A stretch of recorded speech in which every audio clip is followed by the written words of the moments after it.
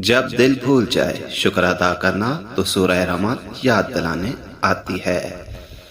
اس video میں ہم جانیں گے سورہ رحمان کے متعلق۔ سورہ رحمان مدنی ہے، آیات 78، رکوع 3، ترتیب تلاوت 55، پارہ نمبر 27 میں ہے۔ سورہ رحمان قرآن مجید کی ایک نہایت حسین اور پر اثر سورہ ہے جس میں اللہ تعالیٰ کی بے شمار نعمتوں کا تذکرہ کیا گیا ہے۔ سورہ کا مرکزی موضوع اللہ کی رحمت اور نعمتوں کا اعتراف ہے۔ بار بار آنے والی آیت فَبِأَيِّ آلَاءِ رَبِّكُمَا تُكَذِّبَانِ، پس تم اپنے رب کی کون کون سی نعمتوں کو جھٹلاؤ گے، انسان کو یاد دلاتی ہے کہ ہر چیز رب کی رحمت کا مظہر ہے۔